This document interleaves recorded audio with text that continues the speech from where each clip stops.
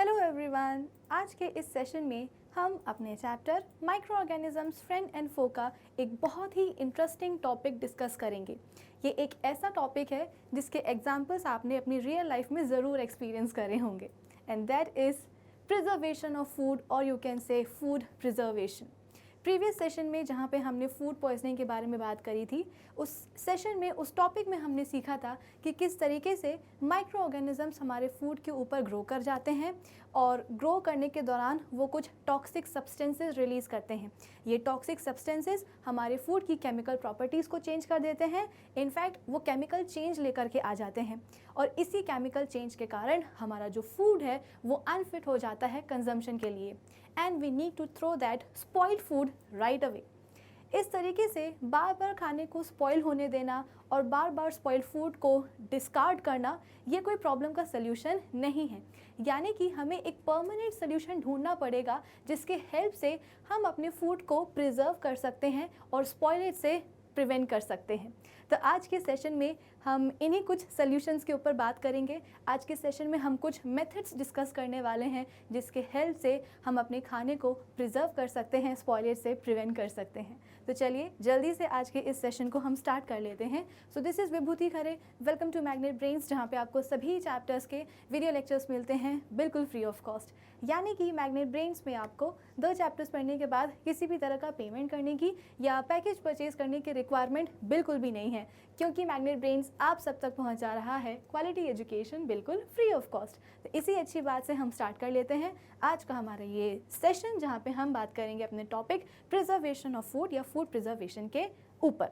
अब देखो, अगर हम अपने ब्रेकफास्ट, लंच या डिनर की बात करें, स्नैक्स टाइम की बात करें, तो हम एक दिन में ना variety of food items consume करते हैं। मतलब ऐसा नहीं है कि हम पूरे दिन में सिर्फ एक ही चीज़ खाएं, कि आज हमने डिसाइड किया है कि आज हम सिर्फ और सिर्फ रोटी खाएंगे, सूखी रोटी, चपाती। तो हम ब्रेकफास्ट में भी चपाती खा रहे हैं, हम लंच में भी चपाती खा रहे हैं, हम डिनर में भी चपाती खा रहे हैं, यानी कि पूरे दिन हम क्या कर रहे हैं, सिर्फ रोटी ही खा रहे हैं। ऐसा तो नहीं होता ना।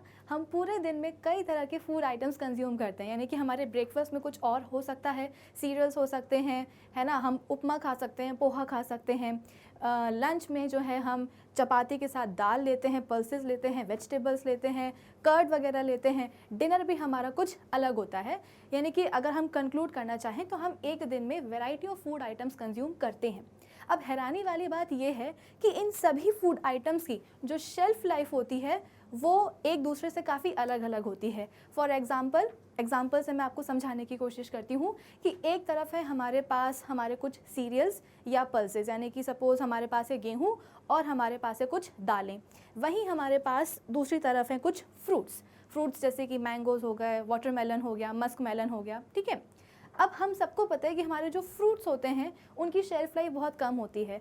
अब मार्केट से जब भी आप फ्रूट खरीदने जाते हो तो आप हमेशा पका हुआ फल लेकर के आते हो, है ना, एक ऐसा फ्रूट जो कि बिल्कुल रेडी हो खाने के लिए, और आप उसको घर में लेकर के आते हो और विद इन 2 डेज़ आप उसको जो है फिनिश कर लेते हो। अगर आप उसको जल्दी फिनिश नहीं कर पा रहे हो तो आप उसको रेफ्रिजरेट कर देते हो, है ना। तो ये चीज़ हमें ऑलरेडी पता है। कैसे पता है? क्योंकि हमें पता है कि अगर हमने फ्रूट्स को जो है जल्दी कंज्यूम नहीं किया, जल्दी फिनिश नहीं किया, या उनको अगर हमने रेफ्रिजरेट नहीं किया तो वो ख़राब हो जाएंगे, है ना। और अगर हम रेफ्रिजरेट भी करते हैं तो विद इन 1 वीक हमको वो फ्रूट ख़त्म करना ही पड़ता है।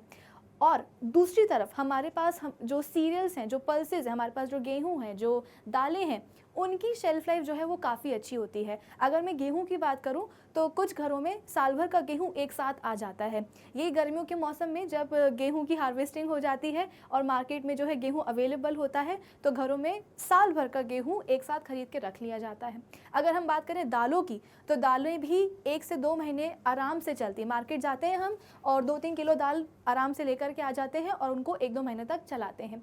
अब आप इन दोनों ही एग्जाम्पल्स में ज़रा शेल्फ लाइफ का डिफरेंस देखो।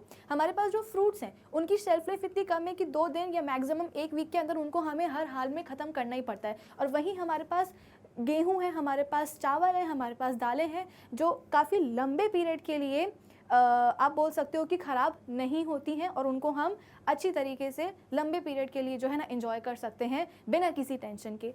तो मेरे कहने का मतलब ये है कि आखिर इन दोनों ही एग्जाम्पल्स में शेल्फ लाइफ का डिफरेंस क्यों आ रहा है, क्यों हम फ्रूट्स को जल्दी खाते हैं और क्यों हम अपने अनाज को या दालों को लंबे टाइम के लिए स्टोर करके रख सकते हैं और वो ख़राब नहीं होते हैं। तो डिफरेंस है मॉइस्चर कंटेंट में। अगर हम बात करेंगे अपने फ्रूट्स की, तो फ्रूट्स का जो मॉइस्चर कंटेंट होता है वो बहुत ज़्यादा होता है। फ्रूट्स में देखो ना, फ्रूट्स जब हम डाइटिंग वगैरह पे जाते हैं, जब हमको वेट लॉस करना रहता है, तो हमको प्रिस्क्राइब किया जाता है, हमारे डाइटिशियन हमको प्रिस्क्राइब करते हैं कि आप जो है फ्रूट्स खाओ।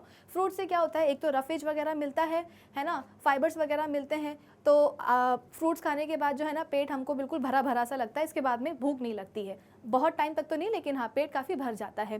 क्यों भर जाता है? क्योंकि फ्रूट्स में मॉइस्चर कंटेंट बहुत ज़्यादा होता है, उसमें पानी बहुत ज़्यादा होता है। और हमारे जो माइक्रो ऑर्गेनिजम्स होते हैं, बैक्टीरिया एंड फंजाई, स्पेशली हमारे फंजाई, वेरियस टाइप के हमारे पास जो फंगस होते हैं, उनको ग्रो करने के लिए मॉइस्चर ही चाहिए होता है। उनकी फेवरेबल कंडीशन होती है कि जहाँ मॉइस्चर मिलेगा वहीं पे जाकर के फंगस जो है ग्रो कर जाएगा। इसीलिए बरसात के मौसम में, रेनी सीजन में फूड आइटम्स में जो फंगल ग्रोथ है वो बहुत जल्दी हो जाती है। क्यों? क्योंकि हवा में नमी रहती है, ह्यूमिडिटी रहती है, और ऐसे ह्यूमिडिटी वाले एटमॉस्फेयर में जो हमारा फंगस है वो बहुत जल्दी ग्रो कर जाता है। ठीक है, तो क्योंकि फ्रूट्स का मॉइस्चर कंटेंट बहुत ज़्यादा है, इसीलिए माइक्रो ऑर्गेनिजम्स उस पर ग्रो कर जाते हैं, फंगस वगैरह डेवलप हो जाएगी और वो ख़राब हो जाएंगे। वहीं अगर हम बात करेंगे अपने अनाज की या दालों की, तो उनका मॉइस्चर कंटेंट काफ़ी कम होता है, बहुत सूखे रहते हैं वो। तो जहाँ पे मॉइस्चर कंटेंट कम होगा वहाँ पे फंगस वगैरह ग्रो नहीं करेगा, वहाँ पे किसी भी तरह की माइक्रोब्स की जो है ना ग्रोथ नहीं हो पाएगी। और अगर ग्रोथ नहीं होगी तो हमारा जो खाना है, जो हमारी दालें हैं, जो हमारी राइस है, जो गेहूँ है, वो स्पॉइल नहीं होगा, यानी कि फूड स्पॉइलेज जो है वो प्रिवेंट हो जाएगा। तो इस एग्जाम्पल से, एक बहुत ही बेसिक एग्जाम्पल से हम ये कंक्लूड कर सकते हैं कि अगर हम मॉइस्चर कंटेंट को ही उठा करके क्या कर दें, कम कर दें, तो कई हद तक हम अपने फूड को स्पॉइलेज से प्रिवेंट कर सकते हैं। हम माइक्रोब्स की जो ग्रोथ है उसको क्या कर सकते हैं, रिटार्ड कर सकते हैं। माइक्रोब्स को बोलेंगे कि भाई आपको यहाँ पे कोई काम नहीं है, क्योंकि यहाँ पे आपको एंटरटेन करने के लिए कोई भी मॉइस्चर या कोई भी पानी जो है ना अवेलेबल नहीं होगा। ठीक है, तो हमारा जो फर्स्ट मेथड होगा वो इसी मॉइस्चर कंट्रोल पर बेस्ड होगा कि कैसे हम मॉइस्चर को कंट्रोल कर पाते हैं अपने डिफरेंट फूड वेराइटीज़ में। तो पहले यहाँ पे एक पैराग्राफ हम पढ़ लेते हैं छोटा सा। The food materials like milk, fruits, vegetables, meat, fish and cooked food etcetera, इसको एक्सेट्रा कर लेना, ETC है ये, सेट मतलब ये बहुत जल्दी जो है ना स्पॉइल हो जाते हैं।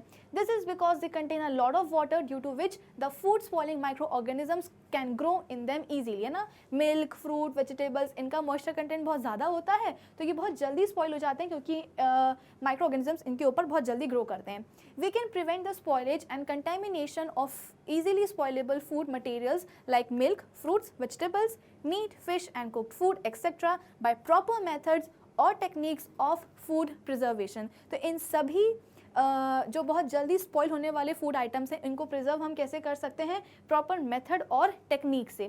The process in which the food materials are given a suitable physical और chemical treatment to prevent their spoilage is called food preservation. Exams में जो है प्रिजर्वेशन की डेफिनेशन आती है कि भाई प्रिजर्वेशन से आप समझते क्या हो, what do you understand by food preservation. तो आपको यहाँ पे इसकी डेफिनेशन लिखनी होगी कि द प्रोसेस, एक ऐसी प्रोसेस जिसके हेल्प से आप फूड मटेरियल्स को कुछ ऐसा फिजिकल और केमिकल ट्रीटमेंट प्रोवाइड करते हो जिसके कारण उनकी स्पॉइलेज जो है ना प्रिवेंट हो जाती है। और इसी प्रोसेस को, जहाँ पे आप फिजिकल और केमिकल ट्रीटमेंट प्रोवाइड कर रहे हो अपने फूड को, उसी प्रोसेस को हम क्या कहते हैं, फूड प्रिजर्वेशन कहते हैं। ठीक है, तो अब आपके सामने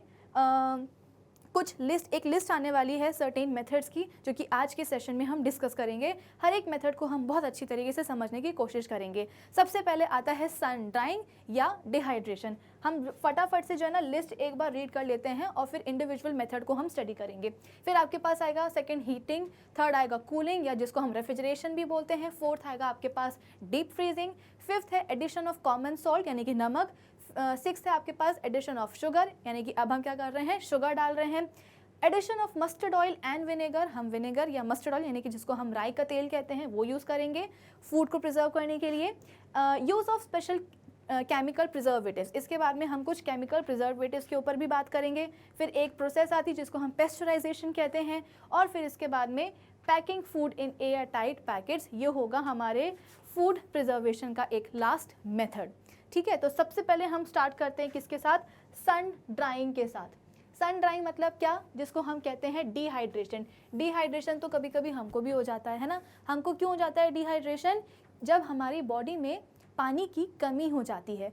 आपने ज़रूर अपने पेरेंट्स को या ग्रैंड पेरेंट्स को बोलते हुए सुना होगा, आप लोगों से बोलते हैं कि भाई पानी पीना जो है ना वो बहुत ज़रूरी होता है।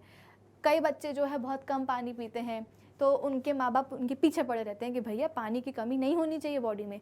क्यों नहीं होनी चाहिए? वरना डिहाइड्रेशन हो जाता है। जब डायरिया वगैरह होता है, जब फूड पॉइजनिंग हो जाती है, जब बहुत ज़्यादा लूज़ मोशन होते हैं, वॉमिटिंग होती है, तो लूज़ मोशन और वॉमिटिंग से होता क्या है कि बॉडी का जो वाटर कंटेंट है वो भी कम हो जाता है, क्योंकि ऑब्वियसली पता है जब लूज़ मोशंस होंगे, वॉमिटिंग होगी, तो बॉडी के अंदर जितना पानी होगा वो भी क्या होता है, साथ में निकल जाता है। और अगर बहुत ज़्यादा ही पानी निकल गया तो फिर वहाँ पे डिहाइड्रेशन की स्थिति जो है बनती है, फिर डॉक्टर के पास जाना पड़ता है, ORS वगैरह जो है ना पीना पड़ता है, सलाइन लगवानी पड़ती है। ठीक है, तो उसको हम कहते हैं डिहाइड्रेशन, यानी कि पानी की कमी हो जाना। अब हमारे अंदर अगर पानी की कमी हो रही है, हमें डिहाइड्रेशन हो रहा है, तो ये एक अच्छी बात नहीं है। लेकिन हमारे पास कुछ ऐसे फूड आइटम्स हैं जिसमें हम इंटेंशनली, पर्पसली डिहाइड्रेशन की प्रोसेस करवाते हैं। क्यों करवाते हैं? ताकि उनका मॉइस्चर कंटेंट कम हो जाए। कैसे? तो देखो, सन ड्राइंग की हेल्प से। ड्राइंग और dehydration means removal of water from food materials which are to be preserve. Dehydration या सन ड्राइंग एक ऐसी प्रोसेस है जहाँ पे हम पानी को रिमूव करते हैं उन फूड आइटम्स या उन मटेरियल से जिनको हम प्रिजर्व करना चाहते हैं। आप सभी को पोटैटो चिप्स बहुत पसंद होंगे, वो मार्केट वाले नहीं, जो packed market food potato chips आते हैं ना, वो वाले नहीं, जो घर पे हमारी मम्मी बनाती हैं, मैं उन पोटैटो चिप्स की बात कर रही हूँ। तो कभी अगर आपने देखा होगा कि पोटैटो चिप्स का बनाने का तरीका क्या होता है, उनके स्लाइसेस जो है ना, आपके पास जो भी पोटैटोज़ होते हैं, जो भी आलू होते हैं, उनको पतले पतले स्लाइसेस में, थिन स्लाइसेस में कट किया जाता है। फिर इसके बाद में उनको जो है उबाला जाता है पानी और नमक के उसमें सोल्यूशन में। फिर इसके बाद में उनको सन के नीचे, यानी कि सनलाइट के नीचे जो है उनको स्प्रेड कर दिया जाता है, ताकि वो जो थिन पोटैटो के स्लाइसेस हैं वो अच्छी तरीके से सूख जाएं। और ये जो काम है ना, ये एक दिन में नहीं होता है, यानी कि आलू की चिप्स बनाने में, पोटैटो चिप्स बनाने में कम से कम 1 हफ्ता तो लगता ही है। क्यों? एक दिन आपने जो है ना पोटैटो स्लाइसेस कट कर दिए, फिर इसके बाद में उनको बॉईल कर दिया। बॉईल करने के बाद में जब उनको सन ड्राई करने की बारी आती है, धूप में सुखाने की बारी आती है, तो धूप में उनको 1 या 2 दिन नहीं, कम से कम 1 हफ्ता जो है सुखाया जाता है। क्यों? क्योंकि कई घरों में ऐसा होता है कि कई सारे मतलब काफ़ी महीनों के लिए या साल भर के लिए जो है ना आलू के चिप्स एक साथ बना दिए जाते हैं। ठीक है, तो क्योंकि क्वांटिटी बहुत ज़्यादा होती है और हम ये चाहते हैं कि पोटैटो के जो स्लाइसेस हमने काटे, जो चिप्स हमने काटे हैं, उनमें बिल्कुल भी मॉइस्चर कंटेंट ना रहे। तो मॉइस्चर कंटेंट को हटाने के लिए काफ़ी एक कम से कम 3 से 4 दिन तक जो है उनको प्रॉपर सनलाइट में सुबह से लेकर के दिन तक, शाम तक जो है उनको फैला दिया जाता है, सुखाया जाता है, ताकि नेचुरल सनलाइट में, गर्मी में, इस हीट में जो भी मॉइस्चर है उन पोटैटो स्लाइसेस के अंदर, चिप्स के अंदर, वो सब का सब क्या हो जाए, हट जाए, रिमूव हो जाए। तो वही प्रोसेस की ऊपर यहाँ पे चर्चा हो रही है कि सन ड्राइंग या डिहाइड्रेशन रिड्यूसेस वाटर कंटेंट और moisture content of food materials and makes them dry. बिल्कुल सूखा बना देते हैं। ठीक है, in the absence of moisture the food does not get spoiled because the microorganisms which spoil food do not grow in dry food। Micro organisms के साथ समस्या आ जाती है कि वो सूखे हुए फूड पे या खाने पे, फूड आइटम पे ग्रो नहीं कर पाते, उनको मॉइस्चर चाहिए। अब जब आप उनका मॉइस्चर ही हटा दोगे, उनको ग्रो करने वाली फेवरेबल कंडीशन ही आप हटा दोगे, तो फिर वो ग्रो कैसे कर पाएंगे। द वेजिटेबल्स लाइक स्पिनच, जिसको पालक या साग भी कहते हैं, methi leaves, cauliflower and peas are preserved in our homes by the sun drying method. इसके अलावा कई सारी सब्जियों को, जैसे कि अगर हम बात करें मेथी लीव्स की, तो आपने एक स्पाइस का नाम सुना होगा, एक मसाले का नाम सुना होगा जिसको हम कहते हैं कसूरी मेथी। ठीक है, कसूरी मेथी और कुछ नहीं, ड्राइड मेथी की लीव्स होती है। मेथी की भाजी आप सब खाते हो कि नहीं खाते हो ठंड के मौसम में? अगर खाते हो तो अच्छी बात है, नहीं खाते हो तो खाना शुरू कर दो, बहुत हेल्दी होती है वो। ठीक है, तो मेथी की जो भाजी होती है उसको प्रॉपर्ली वॉश किया जाता है, क्योंकि मेथी जो भाजी हमारी होती हैं, जो हमारी लीफी वेजिटेबल्स होती हैं, उनमें काफ़ी मिट्टी वगैरह लगी रहती है। तो मेथी की जो भाजी होती है, उनकी जो लीव्स होती हैं, स्टॉक से अलग कर दिया जाता है और उनको प्रॉपर्ली जो है धोया जाता है, ताकि जितना भी डर्ट वगैरह है वो सब रिमूव हो जाए। फिर इसके बाद में जो पत्तियाँ होती हैं, जिसको हम साफ़ कर चुके हैं ऑलरेडी, मेथी की पत्तियाँ, उनको सनलाइट में जो है सुखाया जाता है। और सनलाइट में सुखाने से क्या होता है, क्योंकि हमारी जो लीफी वेजिटेबल्स हैं उनमें भी मॉइस्चर काफ़ी ज़्यादा होता है, तो धूप में सुखाने से उनका मॉइस्चर कंटेंट बिल्कुल जो है ना हट जाता है और पत्तियाँ बिल्कुल सूख जाती हैं। तो जो सूखी हुई मेथी की जो लीव्स होती हैं, उनको हम कई दिनों तक, कई महीनों तक जो है स्टोर करके रख सकते हैं एक एयर टाइट कंटेनर में। और ऐसी सूखी हुई मेथी की लीव्स को ही हम कसूरी मेथी कहते हैं, जिसको हम एज अ स्पाइस यानी कि एक मसाले के फॉर्म में यूज़ करते हैं। ठीक है, तो कई सारी और वेजिटेबल्स हो सकती हैं। कुछ घरों में जो है हल्दी सुखाई जाती है ना। मार्केट से जो पैक्ड हल्दी का पाउडर होता है वो आज भी बहुत सारे घरों में जो है ना उसको प्रेफर नहीं किया जाता कि कौन जो है ना मार्केट से पिसी हुई हल्दी लेकर के आए। हम तो क्या करेंगे, घर में ही मेथी की जो प्रॉपर जो गांठें आती हैं उनको पहले हम वॉश करेंगे, उनको हम सुखाएंगे, इसके बाद में चक्की जाएंगे और चक्की से अपने मन की जो है पिसवा करके लेकर के आएंगे, है ना। हल्दी पाउडर, हम होममेड हल्दी पाउडर को प्रेफर किया जाता है। तो इसके लिए हल्दी की जो नेचुरल जो हल्दी की गांठें होती हैं उनको जो है धूप में सुखाया जाता है ताकि उनका बिल्कुल मॉइस्चर कंटेंट, क्योंकि हल्दी का भी पौधा होता है, हल्दी भी जो है ना एक प्लांट से ही आती है, तो जो कच्ची हल्दी होती है उसमें मॉइस्चर होता है। तो अगर उसका मॉइस्चर हमने बरकरार रखा तो फिर उस पर ग्रोथ हो जाएगी फंगस की ग्रोथ हो जाएगी, कीड़े लग जाएंगे तो फिर वो ख़राब हो जाएगी। इसलिए उसको भी जो है ना 15 दिन 20 दिन तक जो है अच्छी तरीके से धूप में सुखाया जाता है। हमारी जो मिर्चियाँ होती हैं, है ना, लाल मिर्च वगैरह, उनको भी कई दिनों तक जो है धूप में सुखाया जाता है कि हाँ जैसी धूप आए और एक बेडशीट बिछा करके छत पे डाल देते हैं ताकि मॉइस्चर कंटेंट मैक्सिमम जितना हो सके उतना चला जाए और हमारी जो मिर्चियाँ हैं, जो हल्दी वगैरह है, वो सेफ रहे, वो प्रिजर्व हो जाए। These dried vegetables can be stored safely for a long time. इसको टाइम कर लेना, लाइम नहीं है ये। And used whenever required.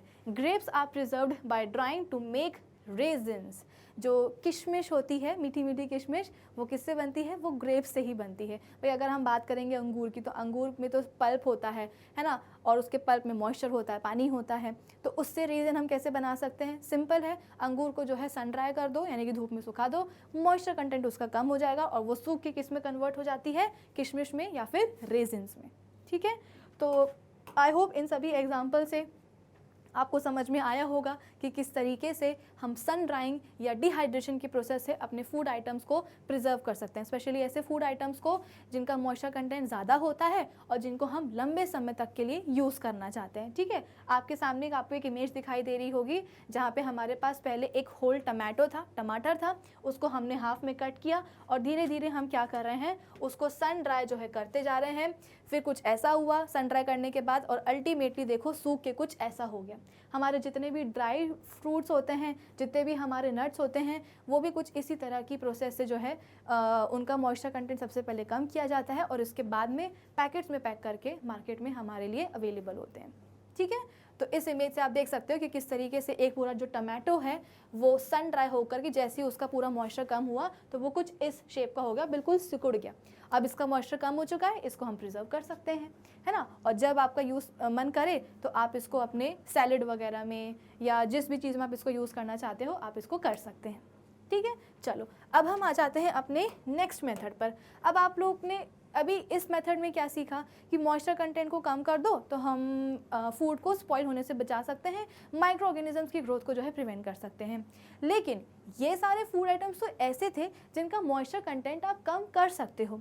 अब हमारे पास, जैसे कि मैंने आपको बताया कि हम केवल एक टाइप का फूड तो खाते नहीं है, हमारे पास इतनी सारी वेराइटीज़ होती हैं। अब कुछ फूड आइटम्स हमारे पास ऐसे भी होते हैं जिनका मॉइस्चर कंटेंट हम कम नहीं करना चाहते हैं। हम चाहते हैं कि उनका मॉइस्चर वैसा का वैसा बना रहे और वो स्पॉइल भी ना हो, जैसे कि मिल्क, है ना। अगर हम बात करेंगे मिल्क की, ये अगेन कुछ एग्जांपल्स हैं सन ड्राइंग और डिहाइड्रेशन के, कि किस तरीके से अलग अलग फ्रूट्स को, वेजिटेबल्स को, ये पालक वगैरह है, ये कॉर्न वगैरह है, ठीक है, इनको जो है सन ड्राई करके प्रिजर्व किया गया। चलो हाँ, तो हम क्या बात कर रहे थे कि कुछ फूड आइटम्स ऐसे भी होते हैं जिनको हम नहीं चाहते हैं कि उनका मॉइस्चर कंटेंट कम हो। फॉर एग्जांपल मिल्क, है ना। पालक को तो आपने सुखा दिया, मेथी को तो आपने सुखा करके कसूरी मेथी बना दी, लेकिन मिल्क का क्या करें? मिल्क का तो वाटर कंटेंट काफ़ी ज़्यादा होता है। अब अगर आप उसी के वाटर कंटेंट को कम करने बैठोगे तो आपके पास तो सिर्फ जो है ना, जो मिल्क पाउडर होता है, बस वही आपको खाने के लिए मिलेगा।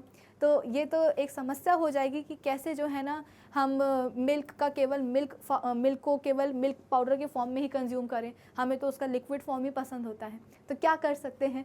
तो इसके लिए एक और मेथड आता है जिसको हम बोलते हैं preservation of food by heating. आप लोगों ने कई बार अपने मम्मी पापा को या ग्रैंड पेरेंट्स को बोलते हुए सुना होगा कि कच्चा दूध नहीं पीना चाहिए, है ना। जो आपका दूध वाला मिल्क मैन लेकर के आता है अपने फार्म से, उस दूध को यूं ही नहीं पीना चाहिए, डेयरी से जो आया होता है दूध उसको प्रॉपर्ली बॉयल करना चाहिए, हीट करना चाहिए और उसके बाद में ही उसको कंज्यूम करना चाहिए। ऐसा क्यों?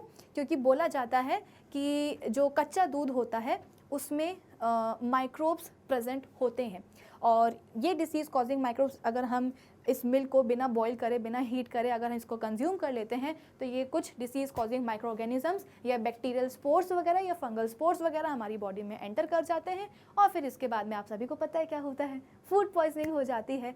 तो सवाल ये है कि माइक्रो ऑर्गेनिजम्स बेसिकली इस मेथड से हमने क्या सीखा? इस मेथड से हमने ये सीखा कि अपने फूड को स्पॉइलेज से प्रिवेंट करने के लिए आपके पास दो तरीके हैं। या तो आप अपने फूड को कुछ ऐसी कंडीशंस प्रोवाइड करो कि उसके ऊपर माइक्रो ऑर्गेनिजम्स जो है ग्रो ही ना कर पाए, जैसे कि अभी हमने सन ड्राइंग की प्रोसेस में किया था, है ना, कि हमने उनका मॉइस्चर कंटेंट ही हटा दिया था तो उसके ऊपर माइक्रोब्स हमारे ग्रो ही नहीं कर पाए। दूसरा तरीका क्या हो सकता है कि अगर आपके खाने में माइक्रो ऑर्गेनिजम्स की अगर हो सकते हैं कि प्रेजेंट हो, अगर उनके स्पोर्स प्रेजेंट हैं तो क्या करो, उनको वहीं डिस्ट्रॉय कर दो ताकि उनकी ग्रोथ जो है आगे कंटिन्यू ना हो पाए और वो हमारे फूड को स्पॉइल ना करें। तो दो तरीके हो सकते हैं प्रिजर्वेशन के, या तो कुछ ऐसी कंडीशंस प्रोवाइड करो कि माइक्रो ऑर्गेनिजम्स ग्रो ही ना कर पाए, या ऑलरेडी अगर आपके फूड में माइक्रो ऑर्गेनिजम्स हैं तो आपको उनको किल करना पड़ेगा, उनको मारना पड़ेगा, अदरवाइज वो आपके फूड को कंटेमिनेट करेंगे, आपके फूड को जो है ना अनफिट बना देंगे कंजम्पशन के लिए। तो जो मिल्क वगैरह होता है, कच्चा दूध, ठीक है, जो कि मिल्कमैन लेकर के आता है सीधे अपने फार्म से, उसको प्रॉपर्ली बॉईल करना बहुत ज़रूरी होता है। तो heating kills many microorganisms and prevents the food from spoilage, so some food can be preserved just by heating। तो कुछ फूड आइटम्स को हम केवल हीटिंग से ही क्या कर सकते हैं, प्रिजर्व कर सकते हैं। For example we boil milk to prevent it from spoilage। when we heat the milk during boiling then the food spoiling bacteria present in it get killed। ठीक है, उसमें जो फूड स्पॉइलिंग माइक्रो ऑर्गेनिज्म हो सकता है, bacteria हो सकता है, वो मर जाता है। So the boiled milk remains good for a longer time, it does not get sour quickly. ठीक है, आपने सुना होगा कि मिल्क जो है ना फट गया या खट्टा हो गया, तो अगर आप कच्चे दूध को प्रॉपर्ली बॉईल कर लेते हो तो डिसीज़ कॉजिंग या फूड स्पॉइल करने वाला जो बैक्टीरिया है वो मर जाता है, और अगर माइक्रो ऑर्गेनिज्म की ही डेथ हो जाएगी तो आपका जो मिल्क है वो बॉइल्ड मिल्क जो है वो for a longer period of time जो है सेफ बना रहेगा कंजम्पशन के लिए। इतना क्लियर है आप सभी को? उसका टेक्सचर ख़राब नहीं होगा, उसका टेस्ट ख़राब नहीं होगा, कुछ भी ख़राब नहीं होगा। बॉइल्ड मिल्क कच्चे दूध से, रॉ मिल्क से जो है मच बेटर होता है और कंजम्पशन के लिए बिल्कुल आप बोल सकते हो कि सेफ़ होता है। ठीक है, अब नेक्स्ट चीज़ क्या है आजकल के टाइम पे? अब ये तो बात हुई खुले हुए दूध की, है ना, जो मिल्कमैन लेकर के आता है, खुला हुआ दूध, वो जो बड़े बड़े अपने ड्रम्स में लेकर के आते हैं, सीधे अपने फार्म से लेकर के आ जाते हैं, ये उस वाले मिल्क की बात हो रही थी। अब आज के ज़माने में आजकल जो मार्केट्स में पैक्ड मिल्क अवेलेबल होते हैं ना, टेट्रा पैक्स में आते हैं या प्लास्टिक वाले पैक में आते हैं, पैकेट्स में आते हैं, अगर हम उस वाले मिल्क की बात करें तो वो वाला मिल्क जो होता है, मार्केट वाला मिल्क, वो एज इट इज़ आप उसको जो है पी सकते हो। क्यों पी सकते हो? क्योंकि वो कैसा होता है, पेस्चराइज्ड होता है। अब आप बोलोगे कि मैम ये पेस्चराइज मतलब क्या होता है? हमको ये तो समझ में आया कि जो खुला दूध होता है, जो कि मिल्कमैन लेकर के आता है सीधे अपने फार्म से, वो कच्चा होता है, उसको हम पी नहीं सकते। लेकिन मार्केट्स में जो टेट्रा पैक्स में अवेलेबल होते हैं, है ना, सांची का या इतने अलग अलग टाइप के आने लगे हैं, मदर डेयरी के जो प्लास्टिक के बैग्स में जो मिल्क आते हैं, वो हम पी सकते हैं। ऐसा कैसे पॉसिबल है? क्योंकि वो पेस्चराइज है। अब ये पेस्चराइज मतलब क्या होता है? बेसिकली एक और मेथड होता है फूड प्रिजर्वेशन का जिसको हम कहते हैं पेस्चराइजेशन। पेस्चराइजेशन में क्या होता है कि मिल्क को सबसे पहले तो हीट किया जाता है हाई टेम्परेचर पे। कितने टेम्परेचर पे? तो 70 डिग्री सेल्सियस के टेम्परेचर में मिल्क को सबसे पहले हीट किया जाता है और फिर तुरंत, अच्छा कितने टाइम के लिए? बस 15 से 30 सेकेंड्स के लिए। बहुत ज़्यादा देर तक जो है ना, क्योंकि 70 डिग्री सेल्सियस टेम्परेचर काफ़ी ज़्यादा होता है, तो हम बहुत लंबे टाइम के लिए मिल्क को 70 डिग्री सेल्सियस टेम्परेचर पे नहीं रख सकते हैं, वरना मिल्क की जो प्रॉपर्टीज़ होंगी वो चेंज हो जाएंगी, है ना, मिल्क का जो कॉम्पोजिशन है वो चेंज हो जाएगा। इसीलिए हम 70 डिग्री सेल्सियस पे मिल्क को हीट करते हैं। कितने टाइम के लिए? 15 से 30 सेकेंड के लिए। और फिर इसके बाद में इतने हीटिंग पे क्या होता है कि जितने भी बैक्टीरिया उसमें प्रेजेंट हैं या जितने भी बैक्टीरियल स्पोर्स इसमें प्रेजेंट हैं, वो सब के सब हम बोलते हैं कि मर जाते हैं। इसके बाद में क्या होता है, this hot milk is cooled very quickly to a low temperature, और फिर इस गरम गरम दूध को हम तुरंत से जो है ना ठंडा कर देते हैं और काफ़ी लो टेम्परेचर पे लेकर के आ जाते हैं to prevent any remaining bacteria from growing further. Basically होता क्या है ना कि हम बैक्टीरिया को बिल्कुल भी जो है ना बख्शते नहीं हैं पेस्चराइजेशन टेक्निक में। सबसे पहले तो मिल्क को हम हाई टेम्परेचर पे लेकर के जाते हैं, है ना, 70 डिग्री सेल्सियस पे, और फिर 15 से 30 सेकंड पे उस टेम्परेचर पे रखने के बाद उसको तुरंत हम ठंडा कर देते हैं। तो ये जो ड्रास्टिक चेंज आता है टेम्परेचर में, एकदम गर्म से एकदम ठंडा, तो इस टेम्परेचर फॉल के कारण अगर वो वाले बैक्टीरिया जो कि 70 डिग्री सेल्सियस टेम्परेचर पे जाकर के भी नहीं मरे होते हैं, तो वो वाले बैक्टीरिया इस टेम्परेचर फॉल के कारण मर जाते हैं। कि वैसे तो जितने भी बैक्टीरिया हैं वो सब मर ही जाएंगे 70 डिग्री सेल्सियस टेम्परेचर पे, लेकिन जो बच गए हैं वो कब मरेंगे? जैसे ही हम मिल्क को ठंडा करेंगे, लो टेम्परेचर पे लेकर के आएंगे। तो जो टेम्परेचर फॉल होता है, इस टेम्परेचर फॉल के कारण बचे कुचे माइक्रो ऑर्गेनिजम्स, बैक्टीरिया भी क्या हो जाते हैं? डिस्ट्रॉय हो जाते हैं, यानी कि उनका काम एकदम तमाम। ठीक है, आई होप इतना सभी को समझ में आ रहा होगा। तो ये बेसिकली हम नहीं करते हैं, ये ऑलरेडी जहाँ से मिल्क पैकेट जो है ना पैक होकर के आते हैं, जो मिल्क फैक्ट्रीज़ वगैरह जो होती हैं, वहाँ पे ये प्रोसेस ऑलरेडी हो चुकी रहती है। तो आपके घरों तक जो टेट्रा पैक्स में या प्लास्टिक के बैग्स में जो मिल्क पैक्ड मिल्क आता है, वो ऑलरेडी कैसा होता है? पेस्चराइज्ड होता है। कभी अगर आप लोग बाहर रेस्टोरेंट वगैरह में जाकर के मिल्क शेक वगैरह पीते हो तो आपने वहाँ पे देखा होगा कि मिल्क शेक कैसे बनाया जाता है? मिक्सर में फ्रूट्स डाले और पैकेट को फाड़ के डायरेक्टली जो है ना मिल्क उसमें पोर कर दिया जाता है, उसको बॉईल नहीं किया जाता। क्यों? क्योंकि पैक्ड मिल्क जो हमारे घर में आजकल आने लगा है, वो कैसे होते हैं? पेस्चराइज्ड होते हैं। ठीक है, ऑलरेडी उनमें ये प्रोसेस करी जा चुकी रहती है, जिसके कारण उनमें कोई भी माइक्रो ऑर्गेनिजम्स प्रेजेंट नहीं होते। तो बिना बॉईल करे भी आप उस मिल्क को कंज्यूम कर सकते हो, वो सेफ़ होता है। इतना क्लियर है आप सभी को? तो इसको हम कहते हैं pasteurisation. The method of pasteurisation is use for the preservation of milk in big milk dairies and it involves the process of heating followed by quick cooling. ठीक है, तो बड़ी बड़ी जो मिल्क डेयरीज होती है, फैक्ट्रीज होती है, जहाँ पे मिल्क काफ़ी ज़्यादा क्वांटिटीज़ में जो है ना प्रोड्यूस होता है, अवेलेबल होता है, वहाँ पे प्रोसेस करी जाती है। इसमें होता क्या है? 70 डिग्री सेल्सियस पे मिल्क को 15 से 30 सेकेंड के लिए बॉईल किया जाता है, हीट किया जाता है, and it is followed by quick cooling. ठीक है ना, तो हाई टेम्परेचर पे आने से बैक्टीरिया मर जाते हैं और दोबारा से जब उनको हम ठंडा करते हैं दूध को, तो टेम्परेचर फॉल के कारण जो बचे कुचे बैक्टीरिया हैं वो भी जो है डिस्ट्रॉय हो जाते हैं। And then this milk is stored in cooled, basically इनको हम रेफ्रिजरेशन में रखते हैं। ठीक है, चलो अब इसके बाद में ये टेक्निक, क्योंकि टेक्निक का नाम कुछ अलग सा नहीं है, पेस्चराइजेशन, पेस्चराइज्ड मिल्क, ये आखिर ये टर्म आया कहाँ से? तो एक फ्रेंच साइंटिस्ट थे जिनका नाम था Louis Pasteur, has given an excellent method of preserving food. और इन्हीं ने ही, जो हमारे फ्रेंच साइंटिस्ट हैं लुइस पास्चर, इन्हीं ने ही ये मेथड जो है ना हमको सिखाया था कि भाई ऐसे भी आप मिल्क को जो है प्रिजर्व कर सकते हो। तो इनके ऑनर में इस प्रोसेस को नाम ही क्या दे दिया गया? पेस्चराइजेशन नाम दे दिया गया। ठीक है, this method is called pasteurisation after his name. I hope इतना सभी को समझ में आ गया होगा। तो सन ड्राइंग हमने पढ़ लिया है, और हमने कौन सा पढ़ लिया है अपना एक और मेथड पेस्चराइजेशन, या आप उसको हीटिंग भी बोल सकते हो। ठीक है ना, घर के लेवल पे हीटिंग और फैक्ट्रीज के लेवल पे पेस्चराइजेशन की प्रोसेस की जाती है। Pasteurisation is much better than घर की हीटिंग, क्योंकि घर की हीटिंग में हम तुरंत से जो है ना टेम्परेचर फॉल तो करते नहीं है। जो फैक्ट्रीज में पेस्चराइजेशन होता है वो मच बेटर होता है। चलो वो सारी बातें हो गई। चलो अब हम आ जाते हैं अपने नेक्स्ट मेथड के ऊपर। नेक्स्ट मेथड क्या हो सकता है भाई? क्या आप लोगों ने क्या आप लोगों को अचार पसंद है?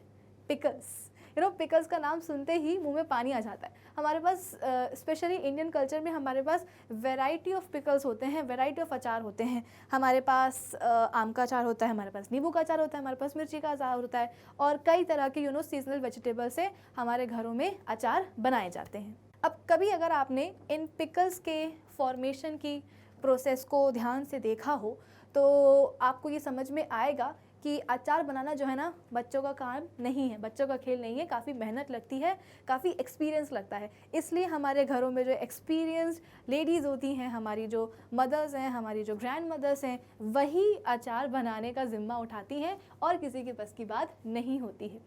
पिकल्स की खास बात क्या होती है? चलो हम एग्जाम्पल लेके समझते हैं। हम एग्जाम्पल लेते हैं रॉ मैंगोज़ का, यानी कि कच्ची केरी का, है ना। अब कच्ची केरी जो है अगेन क्या है? वो एक फ्रूट है ना। अब अगर तो आपने कच्ची केरी को एक वीक के अंदर कंज्यूम कर लिया तो ठीक है, है ना, वो भी कैसे, रेफ्रिजरेशन में डाल करके। 1 वीक के अंदर अगर आपने उसको कंज्यूम कर लिया तो अच्छी बात है, वरना जो कच्ची कैरी है वो ख़राब होने लगेगी और आपको उसको हटाना पड़ेगा। वहीं अगर हम कच्ची कैरी का, रॉ मैंगोज़ का, अगर हम उसके पिकल की बात करें, उसके अचार की बात करें, तो उसका जो पिकल है वो हम अगर साल भर नहीं तो कम से कम साल के 8 से 10 महीने तो आराम से एंजॉय कर लेते हैं। तो यहाँ पे फ्रूट तो वही है, लेकिन उसकी शेल्फ लाइफ में, दोनों की शेल्फ लाइफ में इतना डिफरेंस क्यों है?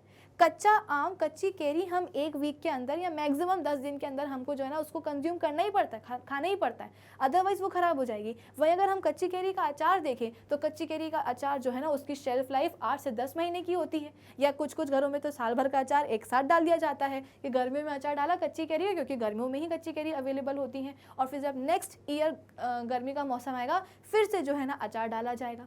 तो ये आखिर शेल्फ लाइफ में इतना डिफरेंस क्यों हुआ? हमने जो पहले एग्जाम्पल पढ़ा था वहाँ पे तो हमने डिफरेंट फूड आइटम लिया था, हमने एक जगह पल्सेस ली थी, दालें ली थी, गेहूँ लिया था, और दूसरी तरफ हमारे पास फ्रूट थे। यहाँ तो हम सेम फ्रूट ले रहे हैं, लेकिन सेम फ्रूट की आप बोल सकते हो कि जो शेल्फ लाइफ है वो इतनी अलग अलग क्यों आ रही है? अलग अलग इसलिए आ रही है क्योंकि पिकल्स का फॉर्मेशन होता है एक स्पेशल प्रोसेस से, जिसको हम कहते हैं पिकलिंग। पिकलिंग मतलब क्या? पिकलिंग का मतलब होता है कि एक ऐसी प्रोसेस जहाँ पे हम अपने फूड को प्रिजर्व करते हैं हाई एसिडिक सॉल्यूशन में। मेरे आज जो भी इस सेशन में मैं इंपॉर्टेंट चीज़ें बता रही हूँ वो आप ध्यान से सुनिएगा और समझने की कोशिश करिएगा। मैंने आपको क्या बताया, पिकल्स का फॉर्मेशन कैसे होता है, एक बेसिक स्टेप से जिसको हम कहते हैं पिकलिंग। पिकलिंग में हम क्या करते हैं कि हम फूड को हाई एसिडिक सॉल्यूशन में या हाई एसिडिक मीडियम में जो है ग्रो करवाते हैं। ठीक है, इसके लिए हम 2 इंग्रेडिएंट्स यूज़ करते हैं, एक होता है हमारा सॉल्ट और दूसरा होता है हमारा विनेगर। इनफैक्ट अगर आप विनेगर से भी पिकलिंग की प्रोसेस कर रहे हो, विनेगर से भी अचार बनवा रहे हो, तो विनेगर के साथ भी आपको जो है सॉल्ट ऐड करना ही पड़ता है। ठीक है, तो पिकलिंग के लिए 2 इंपॉर्टेंट इंग्रेडिएंट्स कौन से होते हैं? सॉल्ट और विनेगर। सॉल्ट तो लगता ही है, भले ही आप विनेगर डालो चाहे ना डालो। ठीक है, अब सबसे पहले हम बात करते हैं नमक की, कि नमक से हम कैसे अपने खाने को जो है प्रिजर्व कर सकते हैं। तो अगर हम सॉल्ट की बात करें तो इसके 2 फॉर्म्स होते हैं, एक होता है ड्राई सॉल्ट से प्रिजर्वेशन और दूसरा होता है ब्राइन सोल्यूशन से। ठीक है ना, क्या बोला मैंने कि एक होता है ड्राई सॉल्ट के साथ प्रिजर्वेशन और दूसरा होता है ब्राइन सोल्यूशन के साथ प्रिजर्वेशन। क्या फ़र्क होता है दोनों में? आपने देखा होगा कि हमारे घर में कुछ अचार ऐसे भी होते हैं जिनको जो है 1 से 2 महीने के लिए बनाया जाता है। कैसे बनाया जाता है कि कच्ची कैरी या जो भी आपके पास वेजिटेबल है जिसका आपको अचार लेना है वो आपने लिया, ठीक है, इसके बाद में जो है ना उसमें नमक डाल दिया, और नमक भी थोड़ा बहुत नहीं, काफ़ी सारा नमक डाल दिया। अब नमक की प्रॉपर्टी क्या होती है ना कि वो जिस भी वेजिटेबल के अंदर जाता है उस वेजिटेबल के अंदर जो उसका नेचुरल वाटर होता है वो जो है ना पकड़ के बाहर ले आता है, स्क्वीज़ आउट कर देता है। इस चीज़ को ध्यान से समझिएगा। नमक करता क्या है? नमक, सपोज़ आपके पास कोई सब्ज़ी है, उस सब्ज़ी में जो है ना, जैसे कि अगर हम आम के अचार की ही बात करें तो आपने देखा होगा कि आम के अचार के लिए क्या करा जाता है, प्रॉपरली जो है ना कच्ची कैरी के पीसेस करे जाते हैं, उनको वॉश किया जाता है, वॉश करने के बाद में उनको सुखाया जाता है, सुखाने के बाद में हल्दी और नमक लगा करके कच्ची कैरी को 1 से 2 दिन के लिए छोड़ दिया जाता है। ठीक है ना, रॉ मैंगोज़ की जो पीसेस होते हैं उनमें नमक और हल्दी लगा करके उनको कुछ दिन के लिए छोड़ा जाता है, 1 से 2 दिन के लिए। 1 से 2 दिन के बाद क्या होता है, आप देखोगे कि जिस भी कंटेनर में आपने डाला होता है मिक्सचर, उसमें पानी आ जाता है। ये पानी एग्जैक्टली आया कहाँ से है? ये पानी आया है कच्ची कैरी के अंदर से ही। कैसे? क्योंकि नमक उसमें डाला गया था, तो नमक क्या करता है, जो भी पानी प्रेजेंट होता है कच्ची कैरी में वो पूरा का पूरा जो है ना बाहर खींच लेता है। ठीक है, तो जैसे कि मैंने आपको बोला कि हमारे घरों में कुछ 1-2 आप बोल सकते हो कि 1-2 महीने के लिए जो अचार ऐसे बनाए जाते हैं कि सिंपल उसमें जो है ना, जो जिस भी चीज़ का आप अचार बनाना चाह रहे हो उसमें नमक डाल देते हैं, स्पाइसेस डाल देते हैं और उनको स्टोर करा जाता है, तो वो 1 से 2 महीने के लिए होता है। ठीक है, लेकिन अगर हम बात करेंगे ब्राइन सोल्यूशन की, कि ब्राइन सोल्यूशन के साथ कैसे आप अपने फूड को प्रिजर्व कर सकते हो, तो इसमें होता क्या है कि आप सपोज़ जो भी वेजिटेबल आप ले रहे हो, ठीक है ना, उसमें आपने क्या किया, नमक डाला, और नमक भी काफ़ी अच्छा खासा डाला। नमक जैसे ही डाला तो उसमें जो है ना उसका पानी बाहर आ गया। ठीक है, तो ये पानी और नमक का जो सोल्यूशन होता है उसी को हम क्या कहते हैं, ब्राइन सोल्यूशन कहते हैं। सब्ज़ी में नमक डाला, ठीक है, और थोड़े दिन के लिए छोड़ दिया, थोड़े दिन बाद आकर के देखा तो सब्ज़ी का जो पानी है वो पूरा का पूरा बाहर आ चुका है और इस बाहर आए हुए पानी में नमक मिक्स हो चुका है। तो ये नमक और पानी का जो मिक्सचर है इसी को हम कहते हैं क्या, ब्राइन सोल्यूशन। ठीक है, अब इसी ब्राइन सोल्यूशन में जो आपकी वेजिटेबल पड़ी हुई है, जैसे कि आपके पास ये कंटेनर था और इसमें अब ये ब्राइन सोल्यूशन आ चुका है। अब इस ब्राइन सोल्यूशन में आपके पास जो भी वेजिटेबल है अंदर है, ब्राइन सोल्यूशन के अंदर, इस कंटेनर को जो है अब क्लोज कर दिया जाता है और फर्मेंट होने के लिए छोड़ दिया जाता है। यहाँ पे भी फर्मेंटेशन की प्रोसेस होती है। कैसे होती है फर्मेंटेशन की प्रोसेस? तो नेचुरली जो गुड बैक्टीरिया प्रेजेंट होते हैं वो इस वेजिटेबल के अंदर जो शुगर प्रेजेंट होती है उसको वो कन्वर्ट कर देते हैं लैक्टिक एसिड में। क्या आपको मेरी बात समझ में आ रही है? हमने क्या किया, एक कंटेनर लिया, हमने इसमें डाली अपने मन की वेजिटेबल जिसकी आप पिकलिंग करना चाह रहे हो। ठीक है, अब आपने वेजिटेबल ले ली, उसमें आपने नमक डाल दिया, थोड़े 1-2 दिन बाद आपने आकर के देखा तो नमक के कारण इस वेजिटेबल में जो पानी था वो बाहर आ गया है। अब इस पानी में जो आपने नमक डाला था वो ऑलरेडी डिसॉल्व हो चुका है। तो इस नमक और पानी की मिक्सचर को हम ब्राइन सोल्यूशन कहते हैं। अब इस ब्राइन सोल्यूशन से भरे हुए कंटेनर को हम क्लोज कर देते हैं। ठीक है, और इसमें अपनी वेजिटेबल अभी भी रखी हुई है, उसको हमने हटाया नहीं है। इस कंटेनर को हम छोड़ देते हैं कुछ टाइम के लिए ताकि यहाँ पे क्या हो, फर्मेंटेशन की प्रोसेस हो।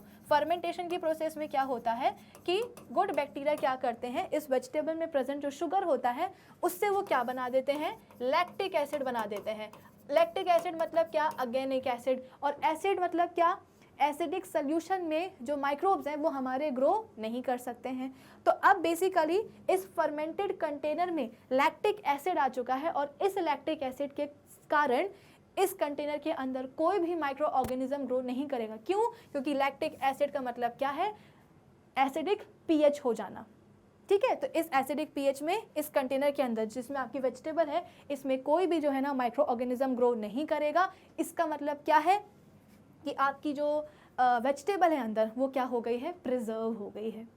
ठीक है, तो यहाँ पे हमने देखा कि बिना मॉइस्चर कंटेंट को कम करे भी हम वेजिटेबल को यहाँ पे प्रिवेंट कर सकते हैं। कैसे? तो पिकलिंग की हेल्प से। सन ड्राइंग में तो हम सब्जियों का मॉइस्चर कंटेंट हटा रहे थे, उसको बिल्कुल सुखा रहे थे, लेकिन यहाँ पे ऐसे हमने कोई सुखाया नहीं है। हाँ, सब्जी के बाहर उसका मॉइस्चर निकाला है, लेकिन उसी मॉइस्चर में हमने सब्जी को फर्मेंट होने के लिए छोड़ दिया है। इनफैक्ट हम बोलते हैं कि फर्मेंटेशन की जो प्रोसेस होती है वो अच्छी होती है, जिसके कारण गुड बैक्टीरिया जो है वो इंक्रीज हो जाते हैं। आपने देखा होगा कि डोसे वगैरह का जो बैटर है, आजकल तो इंस्टेंट वगैरह आने लगे हैं, लेकिन पहले जो ऑथेंटिक डोसा या इडली का जो बैटर होता था उसको ओवरनाइट फर्मेंट होने के लिए छोड़ दिया जाता था। ठीक है, तो फर्मेंटेशन से हम बोलते हैं कि विटामिन बी कॉम्प्लेक्स जो है वो इंक्रीज हो जाते हैं। तो यहाँ पे आप देख सकते हैं कि फर्मेंटेशन की प्रोसेस से आपकी जो वेजिटेबल है वो क्या हो गई, प्रिजर्व हो गई है, क्योंकि यहाँ पे गुड बैक्टीरिया ने शुगर को, वेजिटेबल की शुगर को कन्वर्ट कर दिया है लैक्टिक एसिड में, और इस लैक्टिक एसिड के कारण इस पूरे सोल्यूशन का पीएच आप बोल सकते हो कि एसिडिक हो गया है, और इस एसिडिक पीएच में कोई माइक्रो ऑर्गेनिज्म जो है ग्रो नहीं करेगा।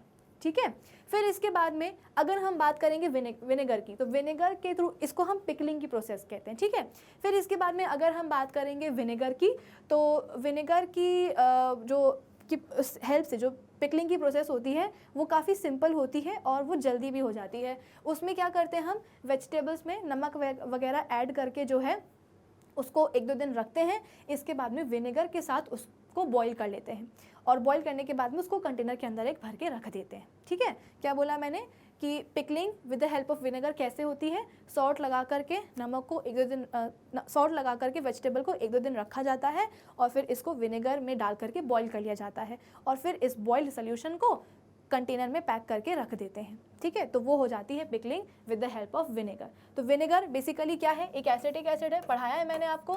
ठीक है, तो इस एसिडिक एसिड के कारण अगेन हम बोलते हैं कि सोल्यूशन का पीएच इंक्रीज हो जाता है। ठीक है ना, यानी कि एसिडिक पीएच हो जाता है, और एसिडिक पीएच में हम बोलते हैं कि कोई भी माइक्रो ऑर्गेनिज्म ग्रो नहीं करेगा। तो चाहे वो पिकलिंग शुगर के साथ सॉल्ट के साथ हुई हो, चाहे पिकलिंग किसके साथ हुई हो, विनेगर और सॉल्ट के कारण हुई हो, दोनों में पिकलिंग में बेसिकली हो क्या रहा है, मैंने आपको पहले भी बताया था कि एक ऐसा मेथड फूड प्रिजर्वेशन का जहाँ पे हम हाई एसिडिक सोल्यूशन में या मीडियम में अपने फूड को प्रिजर्व करते हैं। ठीक है, केवल सॉल्ट से कैसे हो रही है पिकलिंग, कैसे एसिडिक पीएच आ रहा है, क्योंकि हमने नमक डाला था, नमक से वेजिटेबल से पानी बाहर आ गया। इस पानी और नमक के कॉम्बिनेशन को हम ब्राइन सोल्यूशन कहते हैं। इस ब्राइन सोल्यूशन के अंदर हमारी वेजिटेबल हम डाले रहने देते हैं, उसको निकालते नहीं है, कंटेनर को पैक कर देते हैं फर्मेंटेशन के लिए। फर्मेंटेशन में गुड बैक्टीरिया वेजिटेबल के अंदर प्रेजेंट शुगर को कन्वर्ट कर देता है लैक्टिक एसिड में, तो लैक्टिक एसिड का फॉर्मेशन हो गया, जिसके कारण पीएच एसिडिक हो गया, तो कोई भी माइक्रो ऑर्गेनिज्म यहाँ पे ग्रो नहीं करेगा। विनेगर में क्या होता है कि सब्जी में नमक मिलाया और थोड़ा बहुत तो पानी बाहर आ ही जाएगा, है ना, और फिर इसके बाद में इसको हम विनेगर में डाल करके बॉईल कर लेते हैं और फिर उसको हम पैक करके रख देते हैं। तो विनेगर जो कि एसिडिक एसिड है, तो पीएच एसिडिक हो जाएगा, तो कोई ग्रोथ नहीं होगी। तो यहाँ पे भी हम बोलते हैं कि दोनों जगह एसिड होने के कारण पिकलिंग की प्रोसेस हो जाती है और वेजिटेबल जो भी आपने यूज़ किया है वो ख़राब नहीं होता है। फिर एक अगर हम बात करेंगे अपने ट्रेडिशनल अचार बनाने के तरीक़ों की, तो आपने देखा होगा कि जब भी आपके घर में अचार बनाया जाता है तो उसमें नमक तो एडिशनल डाला ही जाता है, प्लस हम बोलते हैं कि स्पाइसेस भी डाले जाते हैं, और एक और मेजर इंग्रेडिएंट है जिसको हम बोलते हैं क्या, मस्टर्ड ऑयल। क्या बोलते हैं भाई, मस्टर्ड ऑयल, वो भी डाला जाता है ना, राई का तेल। तो राई का तेल डालने से होता क्या है, बेसिकली हम सभी को पता है कुछ इस तरीके का हमारा अचार दिखता है, स्पाइसेस और नमक और मस्टर्ड ऑयल के कारण। तो बेसिकली ऑयल के ऊपर, पानी के ऊपर, मॉइस्चर के ऊपर तो माइक्रो ऑर्गेनिजम्स ग्रो करते हैं, लेकिन ऑयल के ऊपर माइक्रो ऑर्गेनिजम्स ग्रो नहीं करते हैं। तो हमारे घरों में जो ट्रेडिशनल अचार बनाया जाता है वो कुछ इसी तरीके का बनाया जाता है कि नमक डाल दिए, मसाले डाल दिए, ठीक है, सबसे पहले नमक लगा करके जो हमने रखा था अपने सब्जी को या फ्रूट को, कच्चे आम वगैरह को, तो उससे एडिशनल पानी जो है ना आम के पीसेस से जो है बाहर आ गया। फिर एक और बार उसमें नमक डालेंगे, स्पाइसेस डालेंगे और ऊपर से मस्टर्ड ऑयल जो है ना काफ़ी सारा डाल देते हैं, ठीक है। मस्टर्ड ऑयल के कारण होता क्या है कि ऊपर जो है, क्योंकि ऑयल जो है ऊपर के ऊपर तैरता रहता है और इस फ्लोटिंग ऑयल के ऊपर कोई भी माइक्रो ऑर्गेनिज्म ग्रो नहीं कर पाता है। आपने ज़रूर देखा होगा कि आपको जो मम्मा है, अगर जब भी आप बोलते हो कि हमको अचार चाहिए है, तो वो कोशिश करती है कि वो खुद ही निकाल करके दे। क्यों? क्योंकि हमारी आदत होती है कि हम जल्दी में जल्दी, चम्मच चाहे कैसी भी हो, स्पून कैसी भी हो, गीली हो सूखी हो, हमें कोई फ़र्क नहीं पड़ता, हम जा कर के जो है ना जल्दी से अचार के जो भी कंटेनर होता है उससे पिकल निकाल करके लेके आ जाते हैं। अब अगर हमारी स्पून ड्राई होगी तो कोई प्रॉब्लम नहीं है, अगर उसमें ज़रा सा भी पानी होगा तो ये पानी कहाँ चला जाएगा, अचार में चला जाएगा, और अचार में पानी जाना बिल्कुल भी अच्छा नहीं होता है ना। अगर मॉइस्चर चला गया तो वहाँ पे फंगस की ग्रोथ हो जाएगी, ठीक है। इसीलिए एयर टाइट कंटेनर्स में पिकल्स को स्टोर किया जाता है ताकि बिल्कुल भी मॉइस्चर अचार के अंदर ना घुसे, वरना फंगल ग्रोथ बहुत जल्दी हो जाती है, ठीक है। तो ये हो गया क्या, एक ट्रेडिशनल मेथड। ये आप बोल सकते हो कि विनेगर को यूज़ करके हमारे जो ऑलिव्स होते हैं, ठीक है, ऑलिव्स को आपने देखा होगा, प्याज वगैरह को आपने देखा होगा, सिरके वाला प्याज या सिरके वाले ऑलिव्स, ठीक है, उनको जो है विनेगर के एक कंटेनर होता है जिसमें काफ़ी सारा विनेगर होता है, उस विनेगर में बहुत सारे ऑलिव्स डिप्ड होते हैं, बहुत सारे अनियंस डिप्ड होते हैं, तो वो हम कहते हैं पिकलिंग की प्रोसेस, ठीक है। तो ट्रेडिशनल मेथड भी मैंने आपको बता दिया है, और कैसे आजकल विनेगर और सिर्फ सॉल्ट की हेल्प से पिकलिंग की प्रोसेस होती है वो भी मैंने आपको बता दिया है। सॉल्ट की हेल्प से जो हमारे नॉन वेज फूड आइटम्स होते हैं, जैसे कि फ़िश वगैरह हो गया, है ना, और मीट वगैरह हो गया, उनको भी प्रिजर्व कर दिया जाता है, ठीक है ना। तो नॉन वेज फूड को प्रिजर्व करने के लिए भी जो सॉल्ट है वो काफ़ी हेल्पफुल होता है। बेसिकली नॉनवेज फूड को हम क्या करते हैं, जो कोस्टल एरियाज़ जो होते हैं, जैसे कि गोवा वगैरह हो गया, है ना, वो वाले स्टेट्स जो कि पानी के कांटेक्ट में होते हैं, जो कि कोस्टल फूड ज़्यादा खाते हैं, फ़िशेस वगैरह ज़्यादा खाते हैं, तो वहाँ पे फ़िशेस का अचार भी डाला जाता है। कैसे डाला जाता है, तो फ़िशेस को सुखाया जाता है। कैसे? तो उनमें नमक लगा करके उनको सन ड्राई करने के लिए छोड़ दिया जाता है, तो जो भी मॉइस्चर होता है फ़िशेस में वो बिल्कुल चला जाता है और फ़िश जो है बिल्कुल सूख जाती है। फिर उसको जो है ना उसका प्रॉपर उसकी करी बनाई जाती है या उसको अचार के फॉर्म में यूज़ किया जाता है, ठीक है। तो यहाँ पे आप देख सकते हो कि किस तरीके से आप बोल सकते हो कि मीट के पीस पे जो है नमक को अच्छी तरीके से कवर किया जा रहा है और फिर इसको सन ड्राई करने के लिए छोड़ दिया जाता है। तो 1 से 2 महीने के लिए जो नॉनवेज फूड है वो प्रिजर्व हो जाता है एक सिंपल बेसिक प्रोसेस से, ठीक है। चलो यहाँ पे हमसे बोला क्या जा रहा है, एक बार फटाफट से रीड कर लेते हैं कि common salt prevents the growth of food spoilage microorganisms due to which it is use to preserve a number of food materials. Common salt has been used to preserve meat and fishes for ages. Meat and fish are covered with dry salt to prevent the growth of bacteria. Such meat and fish do not get spoiled easily. They remain good for a long time. तो common salt is also use to preserve fruits such as raw mangoes, lemon, amla, है ना, आंवले का अचार भी डलता है, नींबू का अचार भी डलता है। तो इन सब में हम बोलते हैं कि कॉमन सॉल्ट को प्रिजर्वेटिव की तरह जो है यूज़ किया जाता है। एंड टैमरिन यानी कि इमली। Common salt does not allow bacteria और fungus to grow on fruits and vegetables preserved in it. फिर इसके बाद में फॉर एग्जांपल यहाँ पे मैंगोज़ की बात हो रही है कि उनको कई टाइम तक जो है ना आप उसको प्रिजर्व कर सकते हो, वो ख़राब नहीं होते हैं। और क्यों नहीं ख़राब होते? क्योंकि आप उसमें कॉमन सॉल्ट को जो है यूज़ करते हो, और प्रोसेस को हम क्या कहते हैं? पिकलिंग कहते हैं, ठीक है। फिर इसके बाद में preservation of food by mustard oil and vinegar. तो मस्टर्ड ऑयल एंड विनेगर, जिसको हम सिरका कहते हैं हिंदी में, are widely used as preservative for the preservation of fruits and vegetables in the form of pickles. The use of mustard oil और vinegar prevents the basically fruits and vegetables को ये spoilage cause करने वाले bacteria से ये prevent करते हैं, ठीक है। तो मैंने आपको पूरा इसका प्रोसीजर समझा दिया है कि एग्जैक्टली ये चीज़ें कैसे होती हैं। अब इसके बाद में अगर आपने अचार वगैरह खाया है ना, पिकल्ड वेजिटेबल्स खाई हैं, पिकल्ड फ्रूट्स खाए हैं, तो फिर आपने जैम्स, जेलीज और स्क्वैशेस भी ज़रूर खाए होंगे, है ना। हमारे जो पिकल्स होते हैं वो नमकीन होते हैं, और हमारे वो वाले बच्चे जिनको मीठा पसंद होता है उनके लिए हमारे पास होता है जैम्स, जेलीज या स्क्वैशेस। तो सवाल ये है कि जैम्स, जेलीज और स्क्वैशेस को हम कैसे प्रिजर्व कर सकते हैं? तो वहाँ पे हम यूज़ करते हैं अपना एक दूसरा किचन इंग्रेडिएंट जिसको हम कहते हैं शुगर। अभी तक हम सॉल्ट, मस्टर्ड ऑयल या विनेगर से प्रिजर्वेशन देख रहे थे, अब हम बात करेंगे शुगर की। तो जब भी आपने देखा हो कि किसी भी फ्रूट का अगर जैम बनाना होता है तो फ्रूट के जैम को बनाने के लिए उसमें काफ़ी ज़्यादा शक्कर पड़ती है, काफ़ी ज़्यादा शुगर पड़ती है। ये शुगर बेसिकली करती क्या है? फ्रूट का जितना भी मॉइस्चर होता है ना उसको बाइंड कर लेती है। माइक्रो ऑर्गेनिजम्स को ग्रोथ के लिए क्या चाहिए? मॉइस्चर ही चाहिए, है ना। तो हम क्या कर रहे हैं? मॉइस्चर को अनअवेलेबल बना रहे हैं ताकि उनको मिले ही ना तो वो ग्रो ही ना कर पाएँ। कैसे? तो जो भी फ्रूट आपके पास है उसमें आप बहुत सारी शक्कर डाल देते हो, ठीक है। और शक्कर क्या करती है? शक्कर फ्रूट के अंदर जो भी मॉइस्चर होता है उसको पकड़ लेती है, बाइंड कर लेती है। बाइंड करने से क्या होता है भाई? अगर आप शुगर में पानी ऐड करोगे या मॉइस्चर ऐड करोगे तो जो आपकी शुगर है वो पिघल जाएगी, है ना, डिज़ोल्व हो जाएगी। तो इतना भी नहीं डालोगे उसमें शक्कर कि वो बिल्कुल पानी ही छोड़ दे। क्वांटिटी ज़्यादा रखी जाती है, तो इतनी इनफ क्वांटिटी ली जाती है शुगर की कि वो क्या करे? फ्रूट में जितना भी उसका मॉइस्चर प्रेजेंट है उसको बाइंड कर ले और एक जेल लाइक कंसिस्टेंसी दे, ठीक है ना। तो इस जेल लाइक कंसिस्टेंसी के कारण ही स्क्वैशेस का फॉर्मेशन होता है, जेलीज का या जैम्स का फॉर्मेशन होता है ना। तो बेसिकली ये शक्कर क्या करती है कि मॉइस्चर को बाइंड कर लिया, और बाइंड करने के कारण अब जब मॉइस्चर मिलेगा ही नहीं माइक्रोब्स को ग्रो करने के लिए तो फिर हमारा जो जेलीज़ है वो ख़राब कैसी होंगी? तो ये एक ट्रेडिशनल मेथड है, ये दूसरा ट्रेडिशनल मेथड है। Moisture is used as preservative. ये मॉइस्चर नहीं, यहाँ पे शुगर होना चाहिए, ठीक है ना।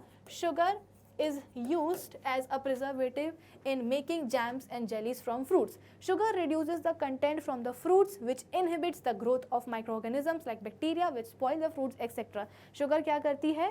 फ्रूट्स का जो मॉइस्चर कंटेंट है उसको रिड्यूस कर देती है, बेसिकली बाइंड कर देती है, जिसके कारण ग्रोथ नहीं हो पाती। The fruits which are preserved in the form of jams and jellies by using sugar as a preservatives are. Basically jams jellies बनाने के लिए हम क्या करते हैं कि जैम्स अगर हम बना रहे हैं, सपोज आम का ही बना रहे हैं, तो आम लिया, उसमें शक्कर डाली और फिर उसको हमने बॉईल करने के लिए छोड़ दिया। वो बॉईल होता है जिसके कारण शुगर सिरप बन जाता है, और ये शुगर सिरप फिर जब ठंडा होता है तो एक जेल लाइक कंसिस्टेंसी प्रोवाइड करता है जैम्स को, ठीक है। फिर इसके बाद में एप्पल, राइप मैंगो यानी कि पका हुआ आम, ऑरेंजेस, स्ट्रॉबेरी, पाइनएप्पल, गुआवा वगैरह, इन सब के जैम्स बनाए जाते हैं, जेलीज वगैरह बनाई जाती हैं। The fruits preserved in this form like jams, jellies can be stored safely for a considerable time के लिए इनको हम स्टोर करके रख सकते हैं, ठीक है। तो शुगर, सॉल्ट, मस्टर्ड ऑयल और विनेगर, इन सब से हम कैसे फूड को प्रिजर्व कर सकते हैं? ये सब आप बोल सकते हो कि ट्रेडिशनल मेथड्स हैं फूड को प्रिजर्व करने के, ठीक है। अब इसके अलावा यहाँ पे हम बात कर सकते हैं कुछ केमिकल मेथड्स की भी, ठीक है। केमिकल मेथड मतलब क्या कि यहाँ पे हम केमिकल प्रिजर्वेटिव्स यूज़ कर रहे हैं अपने फूड को प्रिजर्व करने के लिए। हमारे मार्केट में जितने भी पैक्ड फूड आप लेकर के आते हो, उन सभी फूड आइटम्स में जो है चाहे वो स्नैक्स के फॉर्म में हो चाहे जो भी हो, उसमें प्रिजर्वेटिव्स डले ही रहते हैं। The 3 special chemicals which are used as preservatives in the preservation of food are sodium sulphide, sodium benzoate and citric acid. ठीक है, ये 3 ऐसे हैं। कौन कौन से? अच्छा, ये बायसल्फाइड होगा, sodium bisulphide, sodium benzoate and citric acid. इन तीनों ही केमिकल्स के नाम आपको याद रखने पड़ेंगे क्योंकि आपकी एनसीईआरटी में भी ये गिवन है। कौन कौन से? Sodium bisulphide, sodium benzoate and citric acid. ये 3 ऐसे केमिकल प्रिजर्वेटिव्स हैं जो कि मोस्ट कॉमनली अधिकतर फूड आइटम्स में एज अ प्रिजर्वेटिव्स डाले ही जाते हैं। ठीक है ना। Sodium metabisulphide and sodium benzoate are used to preserve foods such as jams, jellies, juices, squashes so as to save them from getting spoiled. And citric acid is used as a preservative in confectionery यानी कि sweets वगैरह में। These special chemicals kill the food spoiling bacteria but they do not harm us. हमें कोई नुकसान नहीं पहुंचाते हैं, बस स्पॉइलेज कॉज करने वाले माइक्रो ऑर्गेनिजम्स को ही ये क्या करते हैं? डिस्ट्रॉय करते हैं। ठीक है, अब इसके बाद में कुछ कॉमन ऐसे मेथड्स हैं जिसके हेल्प से आप अपने घरों में डेली बेसिस पे जो है फूड को प्रिजर्व करते हो, और जिसको हम कहते हैं फ्रीजिंग, और एक होता है अपना डीप फ्रीजिंग। एक होता है कूलिंग जिसको हम रेफ्रिजरेशन भी कहते हैं, और एक होता है डीप फ्रीजिंग। ठीक है, तो लो टेम्परेचर बेसिकली हम अपने रेफ्रिजरेटर का यूज़ करते क्यों हैं, उसके फ्रीज़र का यूज़ क्यों करते हैं? क्योंकि हमें अपने फूड को स्पॉइलर से बचाना है। कैसे बचाना है? तो हम सबको पता है कि फ्रिज के अंदर का जो टेम्परेचर होता है वो कम होता है, और इतने कम टेम्परेचर के अंदर माइक्रो ऑर्गेनिज्म जो है ग्रो नहीं कर पाते हैं। आज के टाइम पे लेटेस्ट टेक्नोलॉजीज़ के कारण कुछ हमारे पास ऐसे भी रेफ्रिजरेटर्स हैं जो कि क्या करते हैं? मॉइस्चर के कंटेंट को भी कंट्रोल करते हैं। भाई हमारे माइक्रो ऑर्गेनिज्म को ग्रोथ करने के लिए क्या चाहिए है? थोड़ा सा हाई टेम्परेचर चाहिए है, यानी कि बीच वाला टेम्परेचर, रूम वाला टेम्परेचर, प्लस थोड़ी सी ह्यूमिडिटी चाहिए है। अगर आप इन दोनों ही चीज़ों को कंट्रोल कर लोगे तो उनकी ग्रोथ के लिए आप सूटेबल कंडीशंस नहीं दोगे, और अगर सूटेबल कंडीशंस नहीं दोगे तो वो ग्रो भी नहीं करेंगे, है ना। तो फ्रिज में रखने से होता क्या है? लो टेम्परेचर मिल जाता है फूड को, और मॉइस्चर भी कंट्रोल हो जाता है। तो इन दोनों चीज़ों के कारण माइक्रो ऑर्गेनिज्म जो है ना ग्रो नहीं कर पाते हैं। ठीक है, so the food spoiled bacteria do not grow and multiply in cold conditions. Thus when food is kept in cold place, जैसे कि refrigerator, the food does not gate spoiled easily, वो फ्रेश रहता है।